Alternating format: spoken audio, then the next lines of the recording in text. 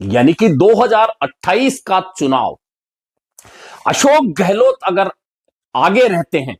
तो तय है कि सचिन पायलट के गुट के समर्थक जो भी लोग हैं वे अशोक गहलोत और उनके समर्थकों की खिलाफत करेंगे। इसका नुकसान कहीं ना कहीं कांग्रेस को राजस्थान में होगा। और यदि किंतु परंतु बहुत सारी है, लेकिन सचिन पायलट चूंकि प्रदेश अध्यक्ष बनना चाहते हैं, क्योंकि यह पता है कि जब तक प्रदेश अध्यक्ष नहीं बनूंगा तब तक लोग मेरे साथ फिर से नहीं जुड़ेंगे जो मुझे छोड़कर जा चुके हैं। अगर सचिन पायलट को कहीं नेतृत्व वाली जगह बैठाने की कोशिश होती है तो क्या अशोक गहलोत के साथी समर्थक और पार्टी के अधिकांश वे नेता जो सचिन पायलट के खिलाफ 25 सितंबर 2022 को इकट्ठा होकर विधायक के रूप में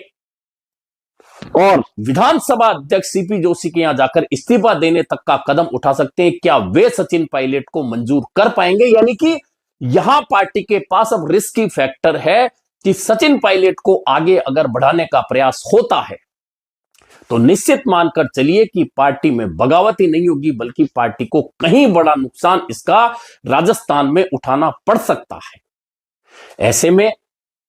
इसके अलावा क्या पार्टी कुछ और सोच रही है, और सोच रही है तो उस सोच के अंदर वे कौन से चेहरे हैं जो आगे बढ़कर पार्टी को राजस्थान में मजबूती प्रदान कर सके? यह सवाल उदयलाल आंजना ने कांग्रेस के मंच से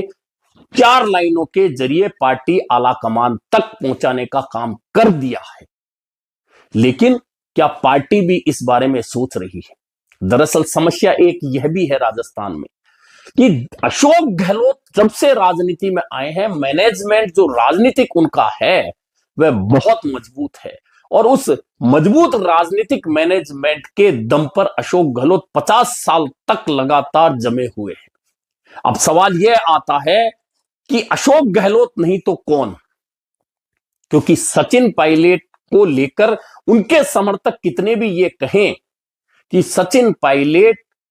तमाम लोगों को साथ लेकर आगे बढ़ सकते हैं, लेकिन सच्चाई यह नहीं हो सकती, क्योंकि सचिन पायलट के खिलाफ जिस तरह से पार्टी के 70 से ज्यादा विधायक खड़े होकर इस्तीफा देने चले जाएं तो आप समझ सकते हैं कि सचिन पायलट सर्व स्वीकार्य कभी भी राजस्थान में नहीं हो सकते, भले ही उनके समर्थक उन्हें सर्व स्वीकार्य हमेशा कहते रहे।